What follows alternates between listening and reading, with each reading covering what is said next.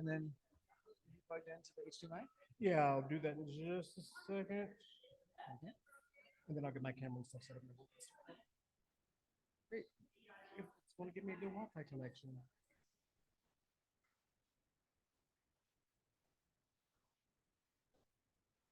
Yeah, it's on. Giving me nothing. To be well, this is also our stream. I mean, the stream's probably taking up a lot. It does take up a lot of it. What I can do.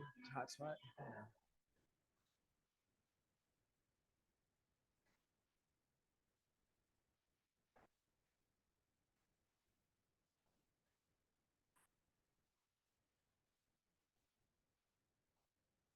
Okay. So, long as it loads, we're good. I mean, if it's yeah.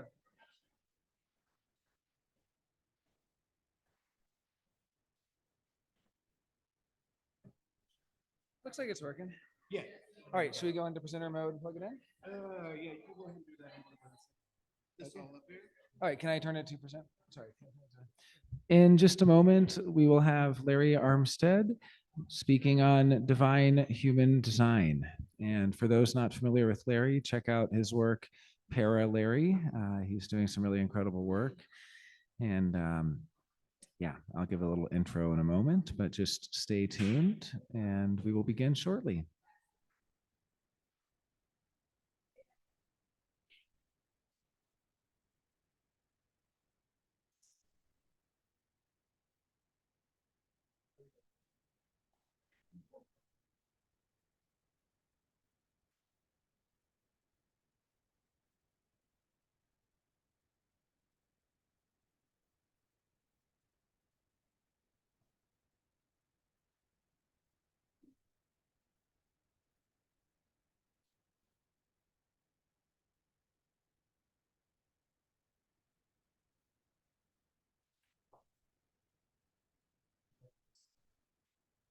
Oh.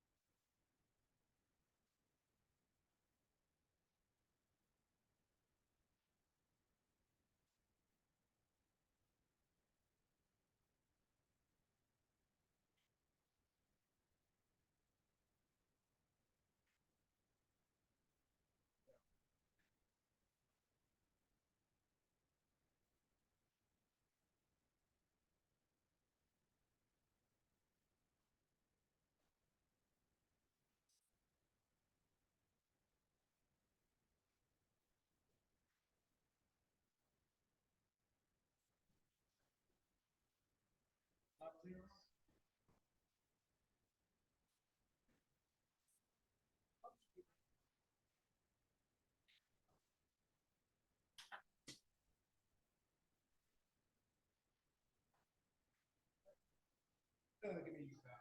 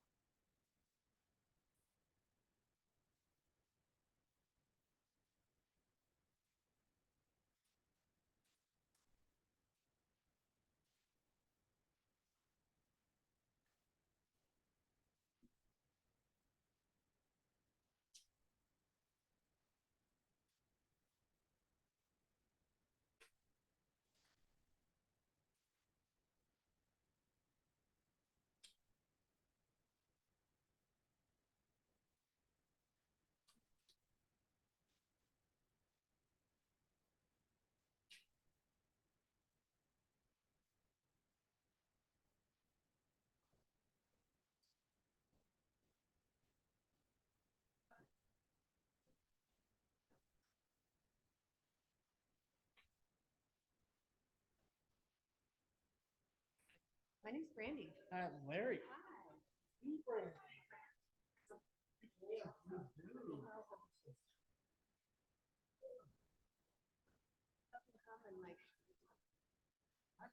I appreciate you. Thank you so much. Yeah, you're good. You're good.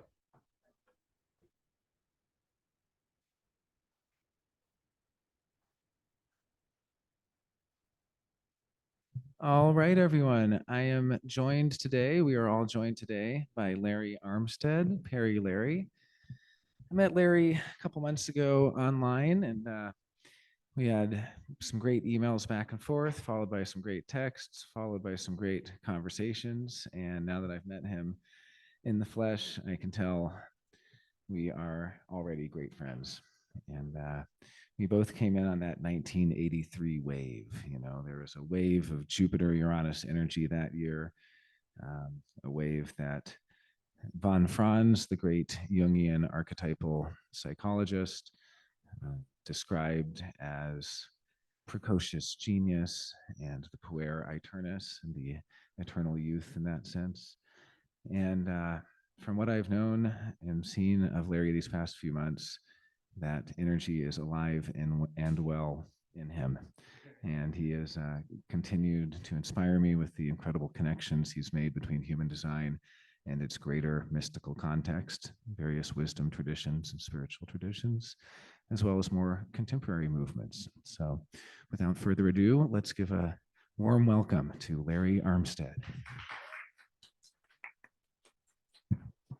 Thank you, everyone. So I'll preface it. I'm a Midwest boy and I talk fast. So if you're like, what did he just say? The live stream will get it for you guys. So again, my name is Larry Armstead. I am from middle of nowhere, Indiana, Southern Indiana in the Bible Belt. So I'm pretty much the only HD guy out there that I know. I'll be changing that though. But I want to thank everyone for coming out for this presentation and give you a little information about how you can find me. First of all, I'm a 6'2" emotional manifesting generator, left angle cross of industry 2. And you'll kind of get to see how the industry works as I go through this speech. So you can find me on my website, paralarry.com. You can find me on Instagram at officially_Larry. You can get me down there at that phone number. You can text me, call. I like making new friends. Feel free. And this will be, I'll put this up again at the very end as well. So I know the question, everyone's like, okay, your name is Larry, but why Paralarry? All right, so I got a story for you guys, right? So I had a mystical experience of my own when I was about 15 years old. So I'm gonna take you down the journey with me and you'll get to see how this all connects. So again, Southern Indiana, Midwest church boy. And I was, that guy from the church that I was there to open the doors when it opened. I was there to close the doors when it was done, right? And after church one day, I was at my aunt's house. And this aunt had a bar stool in her kitchen. And it was just a few of us. We typically did this after church. And got there, and we're all laughing and eating and having a great time. And all of a sudden, from the bar stool that I was sitting on, it was like someone took me out of my body and put me somewhere else. I have now deemed that my spiritual IMAX, because what I saw on this screen was the death of my oldest brother, who I was the closest to. And it freaked me out naturally. And then all of a sudden, I'm snapped back into my body. And I'm like, did no one just see that? Was I the only one that just left? But no, no one saw that but me. And so, of course, I'm 15 years old. I'm like, I go home and I tell my mom, hey, this is what happened. And she's a very religious woman. She's like, hey, don't say that. You're going to make these things happen. But I was never able to let go of that experience, because what I did is I saw the experience very vividly. I saw what the day was going to look like, what I was going to be wearing, what was going to be happening. But a year went by. Nothing happened. I said, okay, well, maybe I'm crazy. Maybe I did make all this stuff up. So I kept it filed away in the back of my mind. And I said, you know what? I think I'll recognize this day if it actually does start to happen. I wake up one day in October, and it's a day like any other day. And I come out of my bedroom, still living with my parents at the time, and all of these people coming in. My parents were having people over for the night to, cards, music, drinks, and all the things. And it was the most amazing deja vu moment because I was like, it stopped me in my tracks. I'm like, whoa, whoa, whoa, whoa, whoa, whoa. This is way too familiar. And then I recognized it. I was like, no, this is it. This is the vision. This is what I saw on that spiritual IMAX screen. So as I continued to see more things, I said, okay, I'm in panic mode. I'm like, Larry, okay, you got to change something.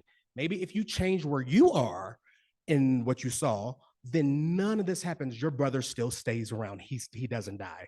So by this time I had my first car. I had a nice 1986 Pontiac Sundance, no AC in the Midwest. It was a great car. So went down to my cousin who lived just right up the street. That's me at 15. But I went, and that's my oldest brother that I saw the death of. But I went to my cousin that you see right there. His name is Byron. I went right up the street and I said, you know what? I'm going to go to his house. Mom, I'll be back. She said, that's fine. So I went there and I, pull up to my cousin's house and I'm like, whew, okay, I have changed this. My brother's not going to die. Everything's good. And so I'm, confident. I get out of the car. I go up to my aunt's house. And as I'm there at the door, more of the vision comes back to me. And I was like, please don't let this door handle be open. Because my aunt and my uncle, they never let the door open. And I was like, if this door handle opens, I know what's going to happen. And I closed my eyes and I put my hand on the doorknob and I twisted and it opened. And my heart sunk. And I said, okay, if I'm right, the vantage point from my aunt's house, you come in at a landing, you look straight down the stairs, and there's a kitchen right there. And there's a phone on the wall. Still those days with the phone on the wall. And I said, she's going to be on the phone and she's going to say, we got to go. So I got in there. Sure enough, she's at the bottom of the landing on the phone. And I'm just like, shit. And she's like, hold on. She's on the phone with someone. She's like, hold on 1 second. Got a call coming in. Clicks over. All I hear is, what? We got to go. And at that moment, I sat on the top of the steps and I was just like, no one needed to say anything to me. I know exactly what was happening at that point. My oldest brother, the brother that I was really close to, had died. That night that he died, we were at the hospital till maybe 6 a.m. And he came to me in a dream, jovial, cool, calm, collected. And he was like, just let everyone know I'm okay. I'm like, well, easy for you to say, dude. You just left. But the most peaceful night of sleep I think I've ever had at that point. So from there, I was curious. And at this time, the internet is an infant. It's not the thing. This is 1999. The internet's still a baby. It hasn't gotten its footing or anything like that. So I said, you know what I'm going to do? I'm going to take my library card and I'm going to go to the library and I'm going to check out every book that I can on spirituality, on psychic mediumship, on psychics, on ghosts. I need to know what's going on. And of course, me being a 6'2", that two line to me, the spirituals line to me was like, oh no, you're going to figure this out. So I began experimenting. I got the books. I began doing the exercises in the books. I'm like, I need to know what this is. So I began experimenting because, 6'2", in my teens, early 20s, I'm in my line 3 phase. So I began experimenting. Let's do tarot cards. Let's do mediumship. Let's do all of these things. Any spiritual modality that I could be exposed to, I was here for it. So I did it all.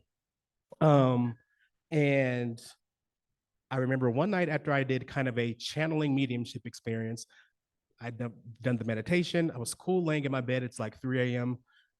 I hear 3 voices outside my window, and we live in the middle of nowhere. I immediately pull up my blinds. There's no one there. And I'm like, okay, something's happening. So I went to Borders a couple of days later, and I got my first tarot deck. And of course, I'm still very deep in the church. I'm a choir boy. I'm singing. We're doing all these things. So I secretly brought the tarot cards into my parents' house. and hid them in the closet. I was in the closet too, but that's a different story. And hid them in the closet and hid all those library books in the closet because I'm like, I don't know how my religious parents are going to take me bringing what could be considered, evil in this house. And I'm still all this church conditioning on top of me too. So I'm still a little freaked out as well, right? But I'm more curious than I am freaked out. So I do a tarot pool about a couple situations in my life, and it's eerily accurate. And I'm like, nope, fuck this. Pick up the cards, and I call a friend up in New York, and I tell him about it, and he's very religious as well. And he's like, you know what? You're opening some portals to some dark sided stuff. I think you should throw it away. And I was like, you know what, Peter, you're right. I should throw it away. I threw the tarot deck away. I took all the library books back, and then I went back and got the library books. And then about a month later, I went back and got that tarot deck, and it's actually the deck that I still have and that I use to this day. But I couldn't get away from this. And then on TV at that time, everything is happening. So Lisa Williams, Life Among the Dead, huge show on Lifetime at that time, and I was intrigued. I was enthralled. So I'm reading, the books. So you want to be a medium? I got my tarot deck. I'm getting, the complete idiot's guide to communicating with spirits. I'm doing all this stuff because I see Lisa doing this, and I'm like, you know what? I can do this because it's already happening to me. So I said, you know what? Let's just start doing it. So I start telling friends, I'm just experimenting with this. If you guys want a reading, if you guys want an experience, hey, let's just try it. So I had friends all over the United States, and I started doing readings, and I'm getting people extremely freaked out. And I'm not doing it on purpose, because for me, the moment anything that when I'm doing a reading, when it comes out of my mouth, even with human design, I never believe a word I'm saying. And I think that is a built-in thing for me. So I don't get this huge ego like, oh my God, you're the greatest thing ever. So I never believe a word I'm saying, but you have people standing in front of you and they're in complete tears and they're like, or how did you know that? And I'm like, I don't know, you tell me. So I'm doing this all over the country, and I'm doing it for free. And I noticed that every time I do a reading or I do a channeling, everything comes across this big spiritual IMAX that I first experienced with my brother. And, I would go sit to get readings from professionals, and I'd end up reading them. I'm paying them, but I'd end up reading them, right? And it was one of those things. I became so psychically and energetically in tune that I couldn't even go in public, because once I opened that gate, it was like spirit was everywhere. People were waving. There was dead people waving and all kind of stuff. And I was like, okay, we got to set some boundaries here, because I got to be able to live. So I took a note from. Say it again. No problem. I took a note from Lisa, and she said, when I have my hat on, that's spirit sign that they can't communicate with me. And I was like, got it. So I made a rule with spirit. You're not allowed to come to me at 3 a.m. I don't want to feel things in my physical body. You guys can show me things. You guys can speak. I don't want to feel sensations. I don't want any of that. And they obeyed that. So I got to set a boundary with spirit. It was my first experience really setting boundaries. I met a friend, and her name is Tasha. And we were sitting at her house. This is a couple years later. We're sitting at her house, and she has all hardwood floors. She has nothing with feathers in it, but we're sitting on the couch, and a feather comes just drifting down from nowhere. And I said, hey, Tasha. She's a new friend. So I'm like, hey, Tasha, do you have feather pillows or anything like that? She was like, no, why do you ask? I'm like, because this just flew down from your ceiling. She was like, I have no idea where a feather would come from. And then all of a sudden I start feeling that vibration in my body. And I was like, oh, spiritual IMAX shit's about to happen. Tasha, do you care if I do a reading for you? And she was like, sure. So I do this reading for her, and I'm telling her about this guy that I see that takes a shotgun to his head and, kills himself. And a little girl comes and finds him. And I come back in my body, and she's in full tears. And she was like, that's my grandfather. How did you know that? I was like, it's what was on the screen. I'm just sharing with you what was on the screen. And she was shocked. So I began learning at that point everything that I could. about these spiritual aspects because I needed to know what was happening. And then, I'm an MG, so that level to mastery comes really quickly, right? So it came really easily, it came really quickly, and I was having fun doing it. Then I had a friend at work. Her name is Gina. And I began talking to Gina about what was going on. And she was like, well, Larry, you know what? My house, I feel like there's some energy in it, some bad energy, some spirits. Could you come over after work? And I'm like, first of all, I've worked 8 hours. No. But I went over Gina's house anyway. And we did an energy clearing of Gina's house. And she definitely had energy there. And I was like, Gina, there's a lot of like slave energy here. Um, and so I helped cross these people over as I'd seen Lisa do, and the energy cleared. And she came to work a couple of days later with her property information, and she was like, Larry, you're not going to believe this. This was an actual slave plantation. Gina lived in the middle of nowhere. I mean, Indiana is already cornfields. This was cornfields on top of cornfields on top of wheat and all of that. So I had no way of knowing this, but she brought it. She was like, Larry, I don't know what it is you're doing or how you're doing it, but you need to keep doing it. And she's still one of my good friends to this day. So at that point, I did a meditation because, of course, I'm all in at that point. Like, there's no hiding it at this point. I'm even telling my mom, and my mom's actually really receptive. She was like, oh, yeah, that's a thing, and she tells me her experience with her having some spiritual experiences. I was like, oh, cool. So I did a meditation, and it was a meet your spirit guides meditation. And I met five spirit guides. I met Sarah, I met Daniel, I met an Egyptian spirit guide, Esed Itaru, I met Ming Shao, and I met a spirit guide named Orion. Everybody but Orion spoke. And I'm like, he just kind of sat back in the back menacingly. And I'm like, okay, so dude, you'll speak when you're ready to speak. Okay, so I'm going to come back to the Orion experience because that's really important later. So again, I was doing readings for people all over the country, friends, all of these things. And I was giving this information away for free because I'm just like, you know what? I'm just learning. I'm experimenting. I want to grow this. And I went to see Paranorman with my friend Tasha. And you're like, how does this relate to HD? I'm like, just stay with me for a second. I'm going to bless you. I promise. We went to see Paranorman. And after that movie, she's like, you are just like Norman. You're like Paranorman, but you're like Paralary. And I'm like, oh, that is stolen. That is mine. And she's like, have you ever thought about doing readings online? And I was like, it's never even crossed my mind. She was like, dude, people would pay you to do this. And I was like, how much should I charge?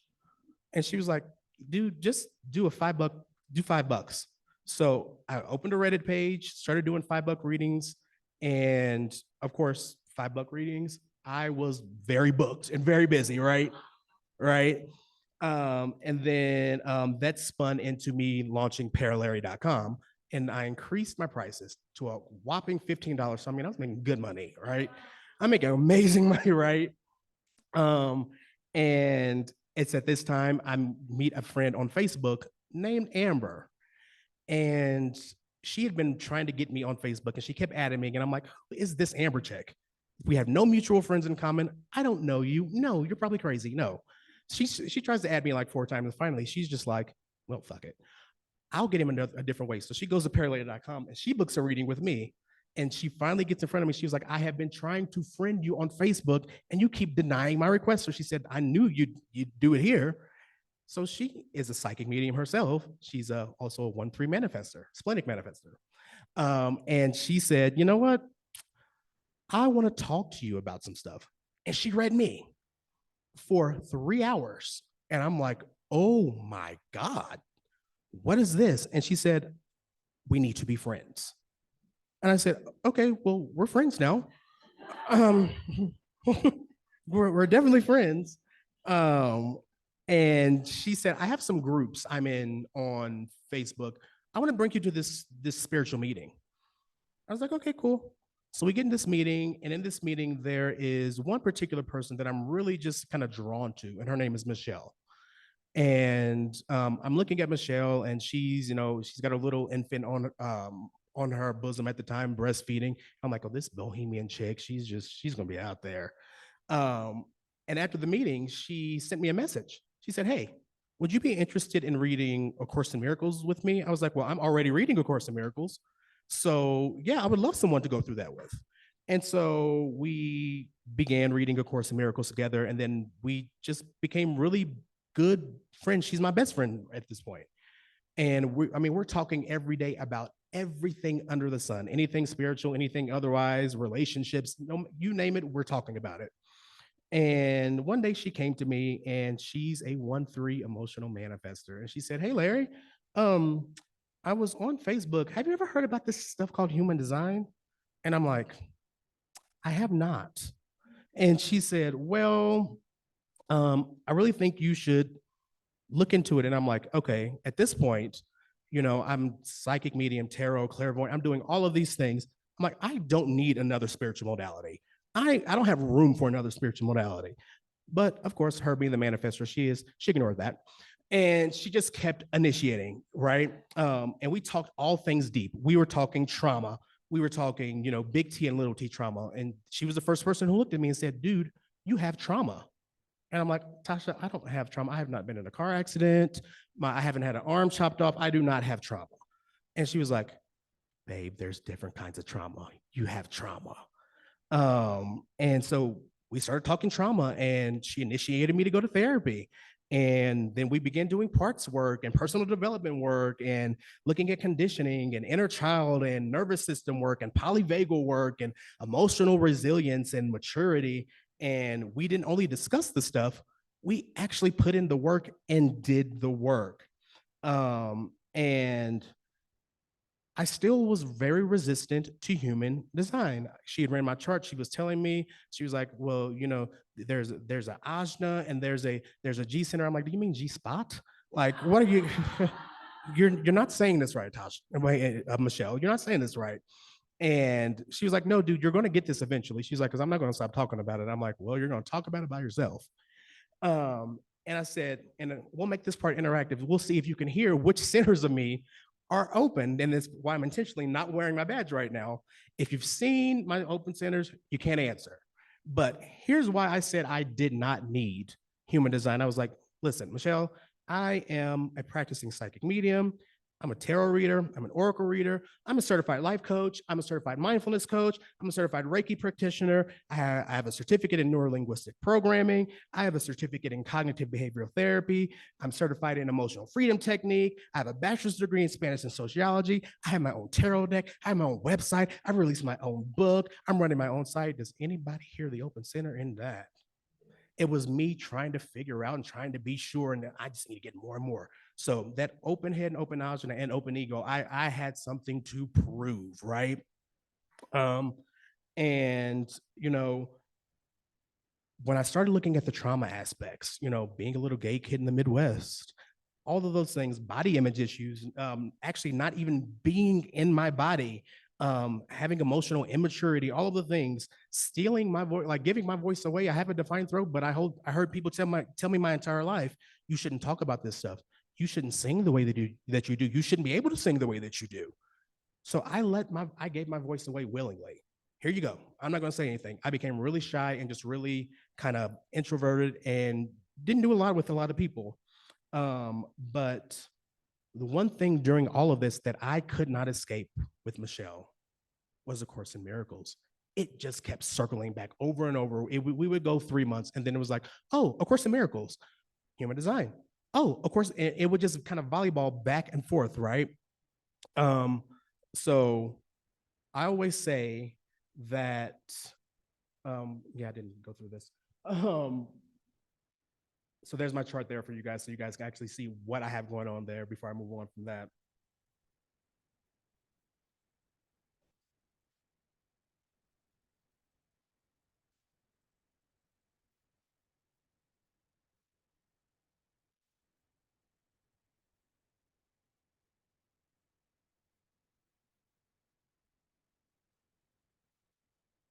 You guys see it now, don't you? And it's again, I always felt like A Course in Miracles was watching me, and then Human Design started watching me, and I'm like, what is going on? But finally, I recognized that what Michelle had been doing with me is, as she began her experiment, because she dove straight in. When she would say to me things like, "It's okay, Larry, you're not ready. It's fine." I'm like, "Oh fuck that! I'm going with you." So as she began deconditioning, I began deconditioning right alongside her. I didn't understand human design at that point. It read like Chinese to me, but I was like, you know what? We're going to do it. So we were doing all of the work, right? But I was in a relationship at that point, and their relationship was a trauma bound relationship, if I'm being perfectly honest. And as I began healing and deconditioning, I began vibrating differently. And what happens then? I wasn't the person he fell in love with, because I was showing up completely differently. I was showing up as a healed and healing version of myself.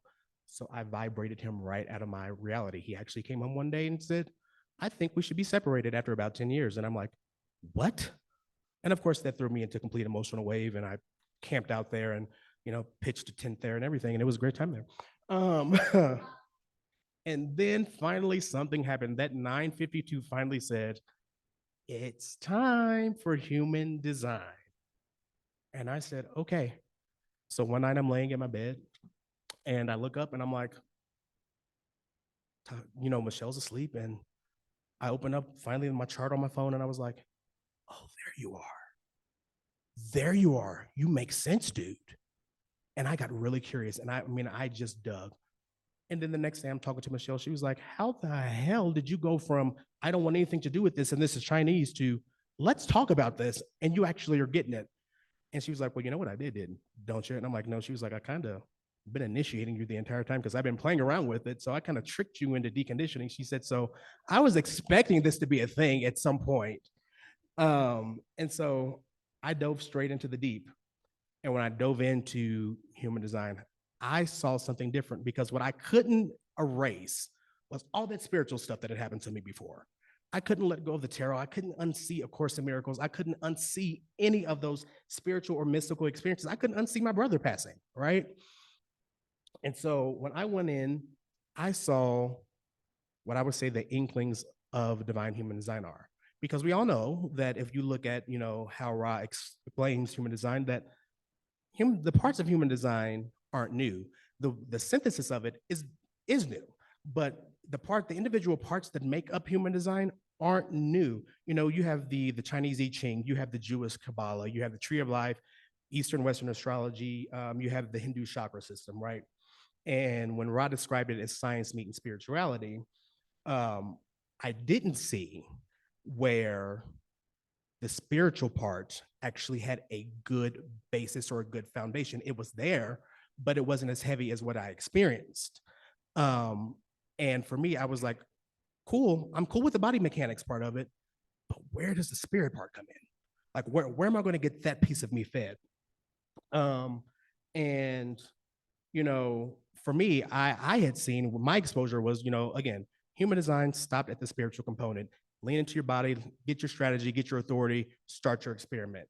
But what I saw, especially listening to Ra's experience and his encounter with the voice, is that his nervous system brought in what it was able to bring in and sustain for that period in time. He brought in a lot, even with the whole water gushing from his body and being brought back in and everything being recalibrated. He was still a human being. And his nervous system had only a capacity to handle a certain amount of information. That doesn't mean, from my experience, that was all there was to bring in for human design. He put it, manifestors were the kings and the queens of old, but there's been a paradigm shift. We're not in a monarchy anymore. And if we keep Ra's word and we stay to it and we make it so stringent that it doesn't have room to breathe, if it doesn't have room to expand, if we keep it there, it doesn't go anywhere. And so the thing for me was, I heard Ra call himself mad when he talked about his experience with the voice. He said, for all intents and purposes, I was mad at that point. right? So I was like, so there is an aspect of his nervous system, of his neocortex, that he even explained that this is still coming through a human body, right? Um, but I don't disagree with him. You know, we do live in a world of perceived illusions and perception, and our body does know the way. Our strategy and authority are there to help guide us along the way. But for me, they're only one part of our roadmap. So as we transitioned from five centered to seven centered to nine centered beings, our bodies had to make some evolutionary adaptations from being solely splenic beings in, you know, fight, flight, freeze, or fawn, to being beings with identity and direction and self-preservation and self-esteem and willpower and ego and emotions and mood and passion. And then, of course, you know, we have the mutation, you know, that's coming up for the rave, right? But what I found really intriguing is Michelle and I, we are about 4.5, 5 years in our experiment, and the amount of deconditioning work that has happened rapidly. And we always say, how the hell did we decondition some of the most heavy core wounds that we have so rapidly? Are we special? No, we're not special. We're not at all special. We're not even unique. But what did we do that was different? Turns out the answer was right there in front of our faces.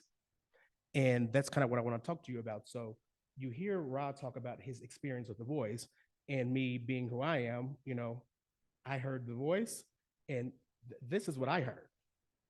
This is what I heard. When I hear Rod talk about the voice, you're gonna get to hear a little bit of my experience with the first voice, Miss Whitney Houston.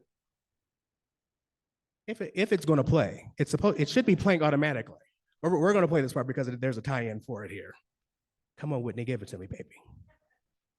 Come on. Technical difficulties.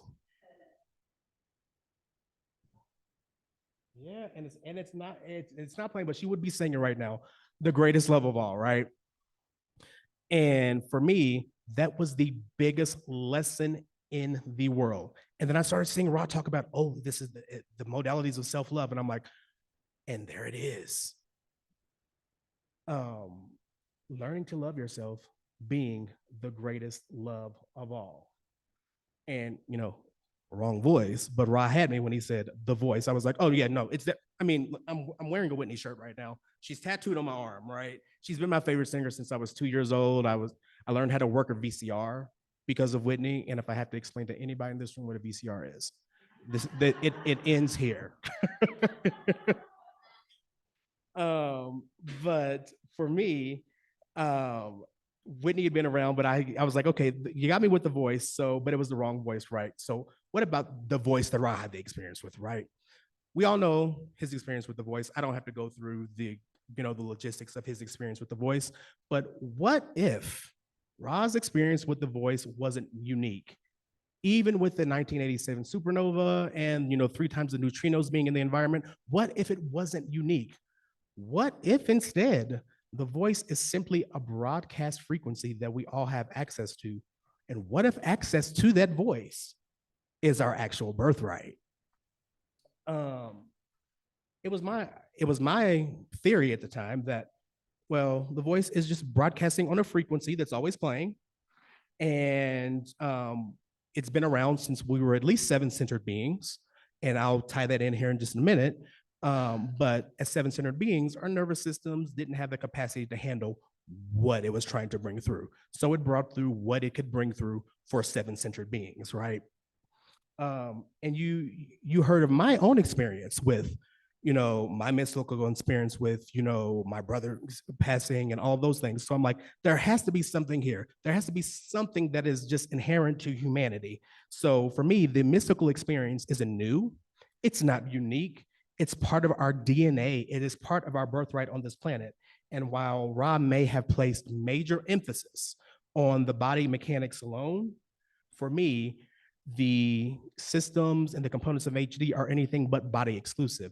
They're somatic, they're sensory, they're psychological, they're scientific, they're spiritual, and they are psychic because we're complete people. But I've seen in the human design community that when I started explaining some of this to some people, there tends to be some very purists that say, oh no, oh, you're introducing some new stuff. Don't do that. And so I like this quote by Karen Curry Parker that she says the part of the reason that she left traditional human design was, first of all, she felt like there was a conundrum in traditional human design. How can we have a system that said find your own authority, but then simultaneously told people they were wrong if their inner authority told them not to follow the system? She couldn't embrace the dogma of human design in conjunction with her love for the system, because she found that there were a lot of people who once experienced the system, that they took that piece of the truth with them, that connection to their own inner authority, but it didn't really lead them to down some of the more rigid dogmatic pieces that are sometimes associated with traditional human design. I am not here to balk at traditional human design. It is doing what it's supposed to do. And I'm very much a follower and a believer of the way that it was brought into the world, right? But we are stripping, I believe, some of the spiritual aspects out of human design, because I had that same mystical experience, right? In all my years of doing spiritual work, doing mediumship, psychic, clairvoyance, oracle, life coaching, it just didn't seem to fit. It was kind of said, when I looked at traditional human design, this doesn't go with that. This is something different. And I'm like, it's not different, because it all makes sense together for me. But I continue to evolve and I continue to pursue things spiritually. I continue to pursue human design. I continue to look for things spiritually. Then one night on YouTube, I was seeing a video come up in my recommendations, and it was something called the Law of One. And on the Law of One, it said the raw material. And I said, now what? The raw material?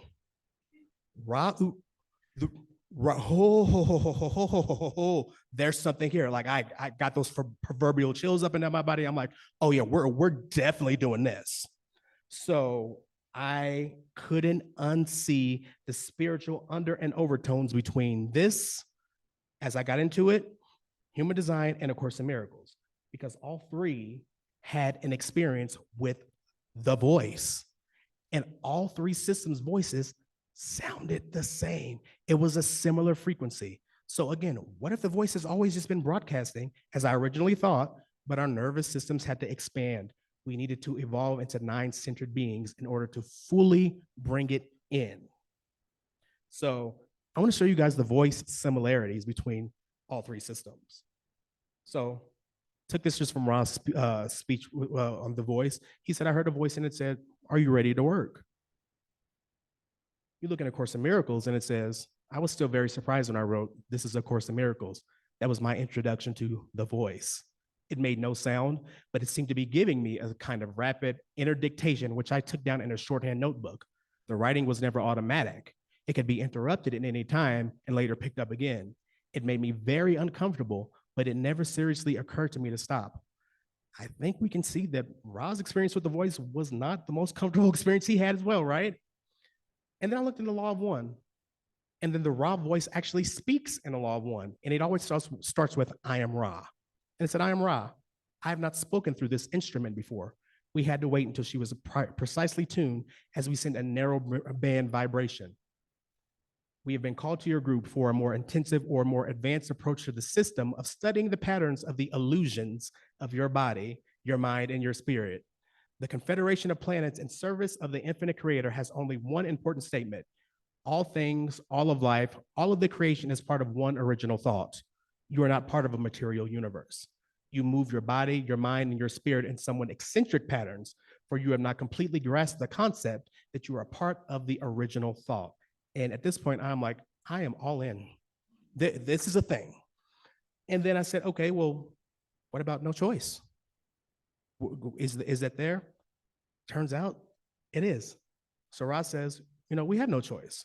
We're not in charge of this consciousness game. It's in charge of us. A Course in Miracles says this is A Course in Miracles. It is a required course. Only the time you take it is voluntary. Free will does not mean that you can establish the curriculum. It only means that you can elect what you want to take at a given time. And it will even go on to say, you don't have to accept it.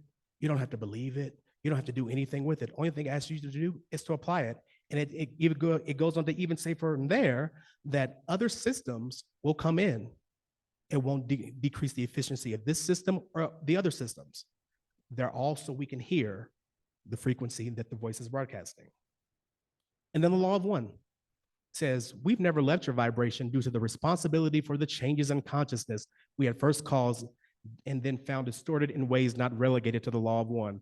There is no possibility of a complete source of information of the law of one in this density or in our reality. However, certain of your writings passed to you on your so-called holy works have portions of this law. So the law of one is really big on the moment that any spiritual transmission hits the human body, it's automatically subject to distortion. And it's subject to distortion because it comes through and we have our own conditioning, we have our own trauma, we have our own experience, we have our own blinding, we have our own wounds, and it comes through. So there's a certain distortion that happens anytime we have a mystical experience. So we bring through what we're able to bring through based on that. But then I heard someone say to me, but Larry, this is a guy that I work with that is really big into human design. He said, but why does human design need to change? Why isn't it good enough as it came in? I'm not saying that it's not good enough as it came in. That's never been my argument. But what we have to realize is the universal law, the law that governs our time and space reality, is the law of expansion. What does not grow and what does not expand in this time space reality dies. We can look at it in plants, we can look at it in animals, we can look at it in people. Human design has to breathe, it has to grow, it has to expand. You can look no further than organized religion. Again, I'm a church boy, right? So you can look up Christianity and you'll see the thousands of denominations that have broke off because people were feeling like it needed to grow and to expand. You can see it happening in human design right now as well. You can see quantum human design, you can see emotional human design, you can see somatic human design. And here I am coming in with divine human design, right? And we have to realize that we are subject to the law of growth. We are subject to the law of expansion. And there is no exception to that rule in this time-space reality, in this third vibration density, right? So one universal law is the law of divine oneness. And this law stresses the interconnectedness of everything in this universe. This includes people, things, thoughts, feelings, and actions. And according to this law, all of these things are intertwined, and any change in the status quo of one affects everything else. The logic behind this law is that we're all created from a single divine source, and so we're all part of the same. So next question people had, and the next question I had was, well, wait. Ra talked about the idea of oneness being an illusion.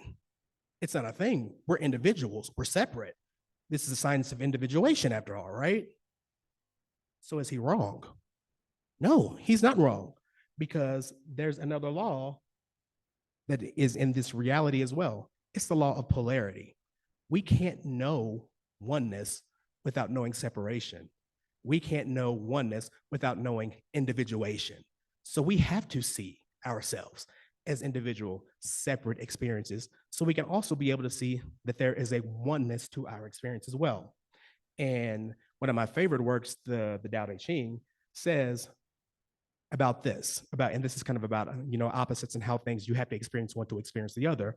Therefore, having and not having arise together. Difficult and easy complement each other. Long and short contrast with each other. High and low rest upon each other. Voice and sound harmonize each other. Front and back follow one another. I'll add to that, oneness and individuality or separation, they define each other as well. And we have to have both. So how I explain this to people is, if you think of the oneness aspect, you think of us as one big pane of glass that is spirit, and just drop it on something hard and it shatters into a million pieces, fractals, if you will, right?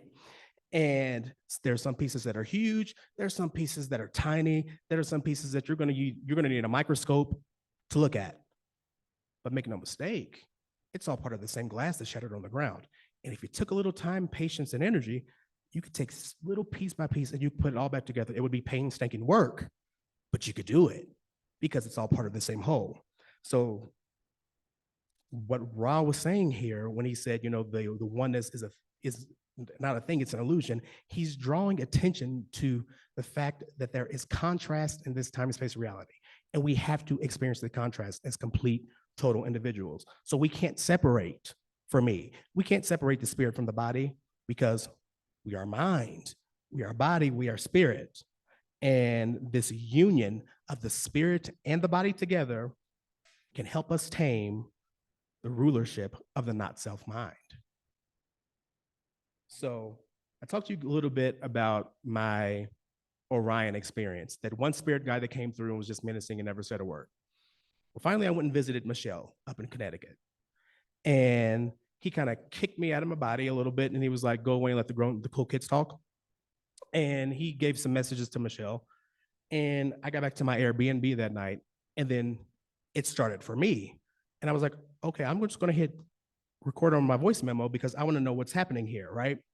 And that voice, again, had began speaking to me, and it had been with me for some time. And it said, don't neglect the spiritual aspect of this.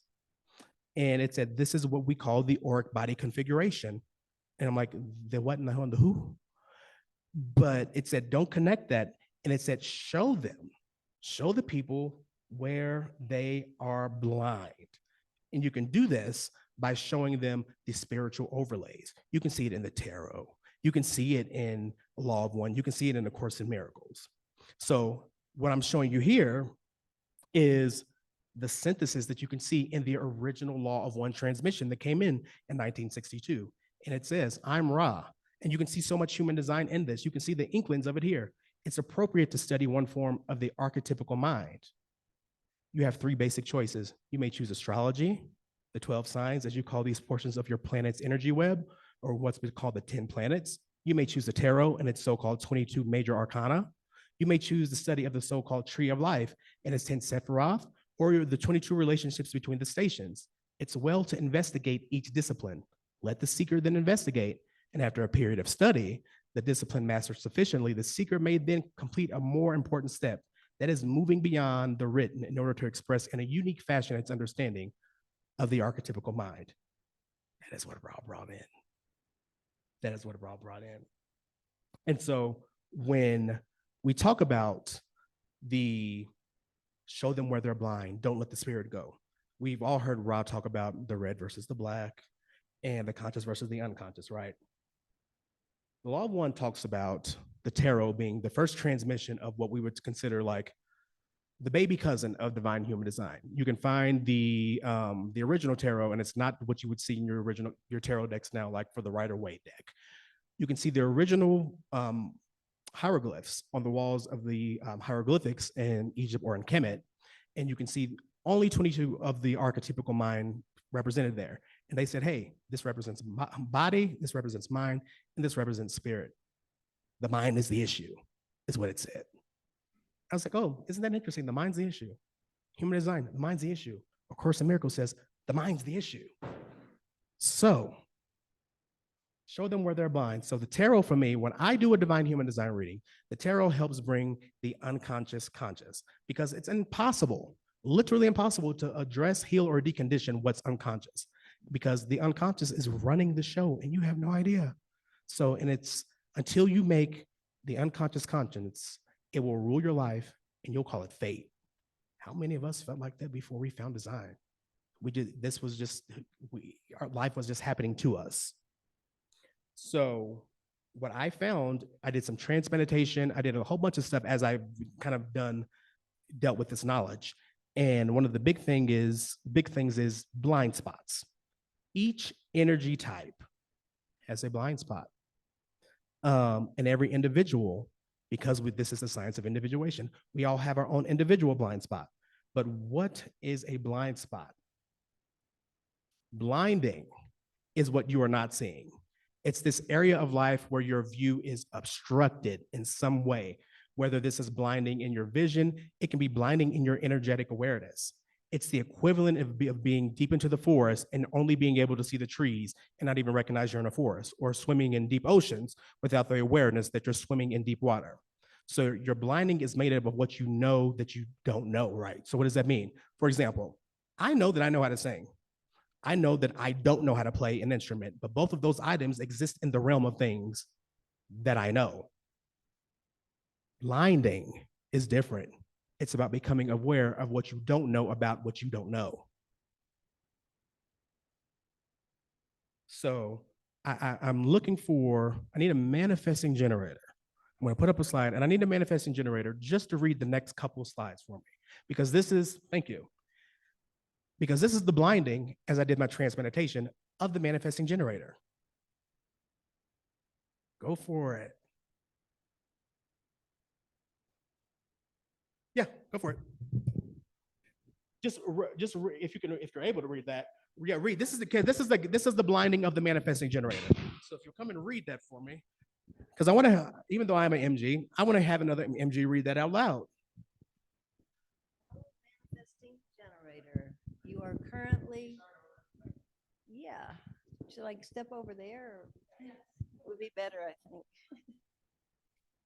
Fellow manifesting generator. Oh, fellow manifesting generator. You are currently so identified with some of the things so much that you cannot separate yourself from them enough to be objective or conscious about them. Identity is the condition of being oneself, one separate self.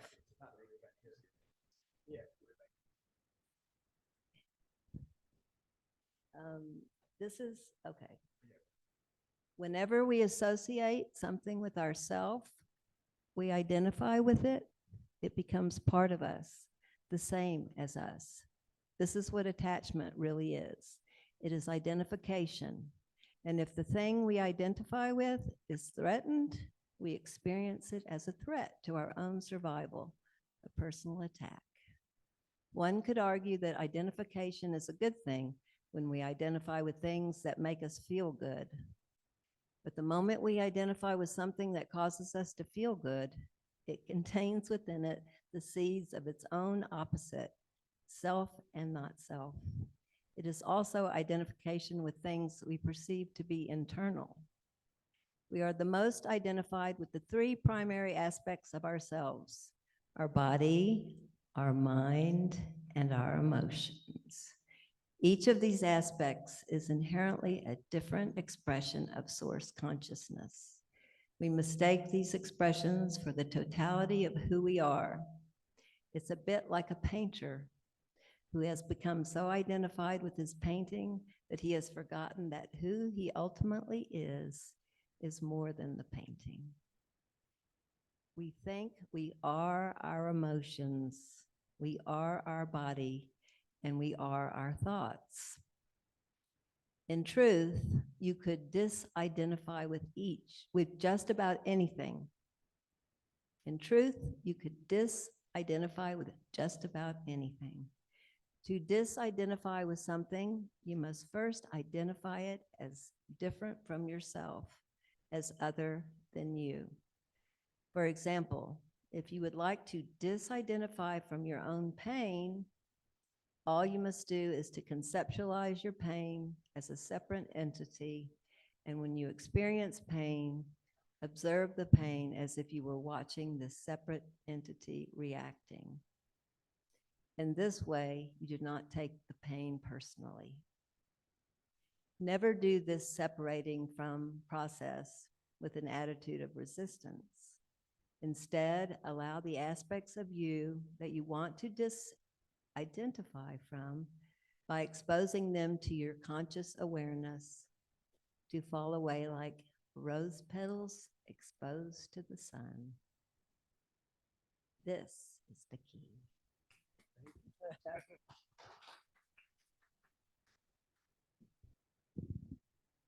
And what I found is that every energy type has its own blinding, its own particular blinding. And if you're like, okay, how do I know what my blinding is? Paralarry.com, go there, you can generate a free report. It'll say download your free report at the top. It's in that report. So why does A Course in Miracle and tarot work to decondition? Well, let's kind of reverse engineer it and look at it a little bit. So as I was coming up with this, I was on the phone with my business coach, and she has gate 41 in her unconscious Mars. And she's known that she wants to write a book. but she has an open root and she has this pressure to write X amount of words every single day. And it's like, oh my God, Larry, I only wrote 200 words today. I only wrote this amount of words today. And she was unconsciously doing this to herself. And she wasn't consciously aware that she was activating root pressure. So I drew attention to that. So I made the unconscious conscious for her.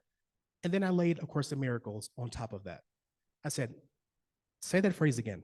Okay, well, Larry, I really need to write 2,000 words a day. I said, what if you can just stop right there and say, I can see peace instead of this? And she stopped. And she said, wait, that took everything out of it. Nothing, there's no pressure, there's nothing there.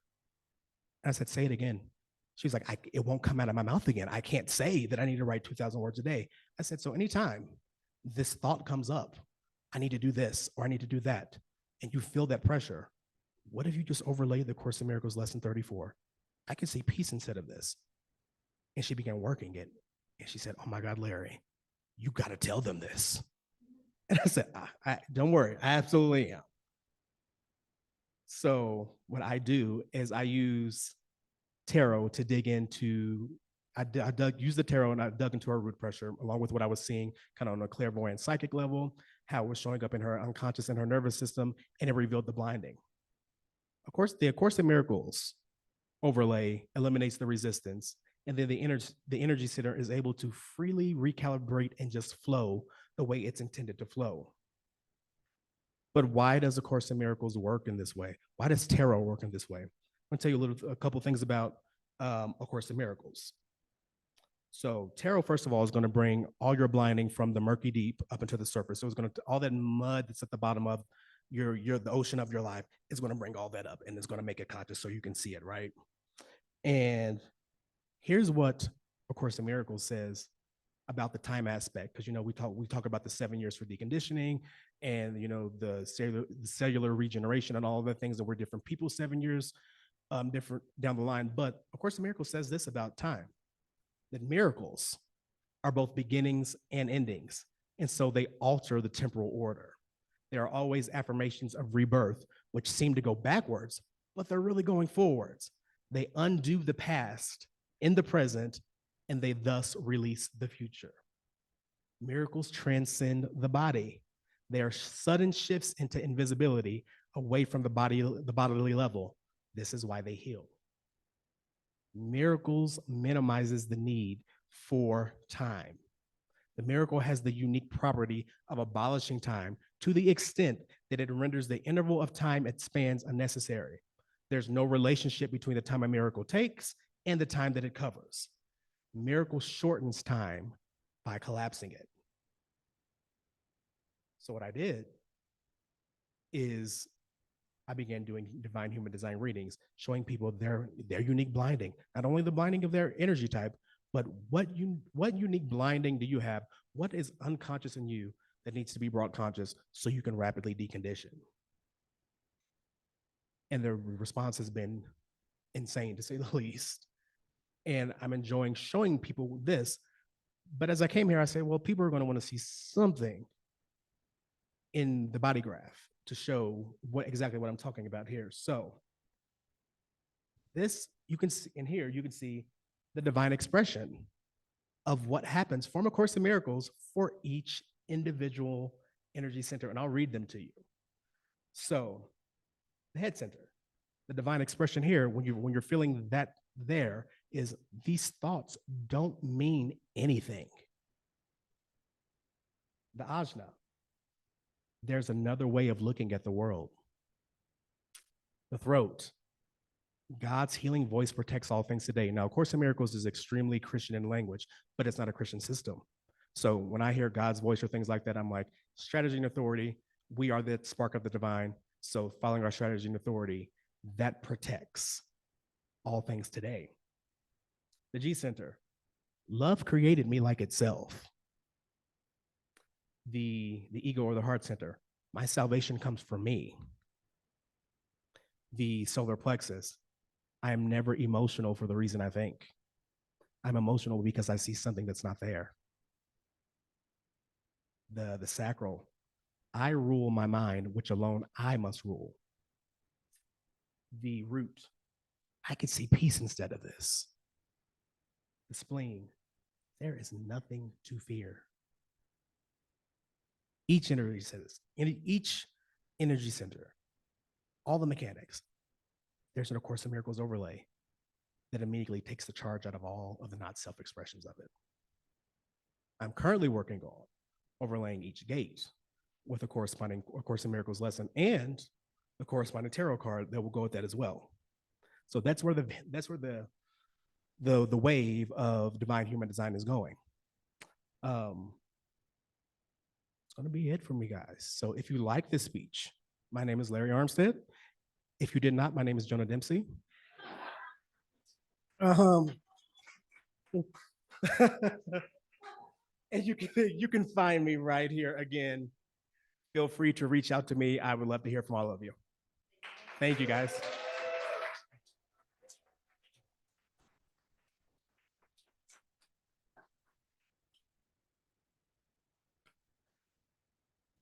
Let's hear it again for Larry. That was so good. Yeah.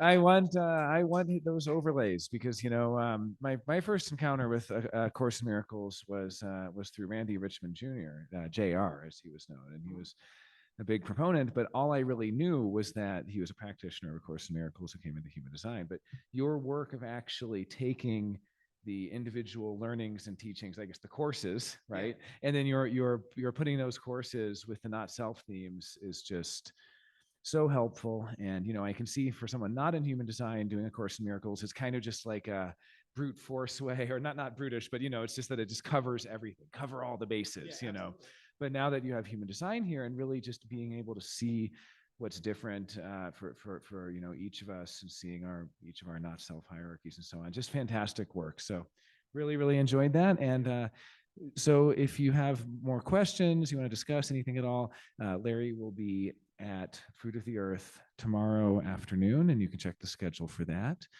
We're going to take a short break, and then we have James Alexander, the Dark Night of the Personality, I believe is his talk, or he may have, he has a couple talks, but in any case, it's James Alexander at 30 minutes after the hour. So stay tuned for that. And thank you all for coming today. And thanks to our remote guests on the live stream. Thank you.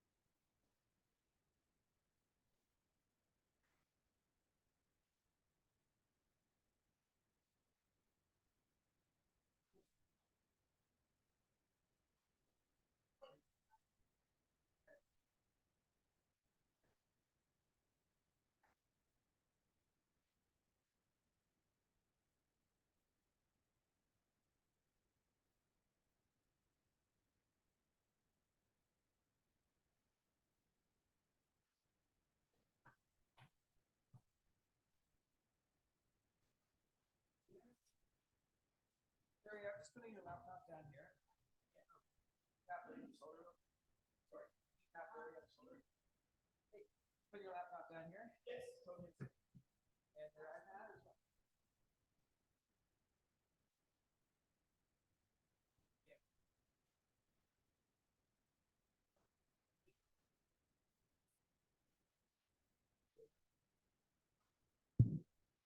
Yep, we're on. Just double checking, it's,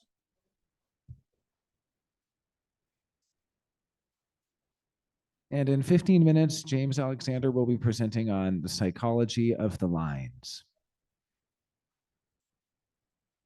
James, the mic is what's picking up the recording. Okay, so And if there's any can que- I, Take it off, what we should do.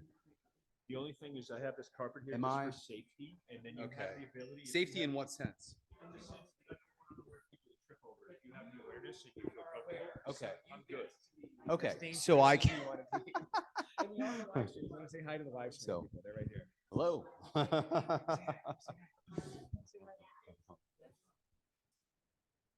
Yeah, so Good to be with you guys. we had a pretty fun time last night, I have to say. Oh, hell yeah. That was the coolest party I've ever been to. What a place. Yeah. Okay, so I can walk around with this. There is a limit, and if you need. Sure. I'm just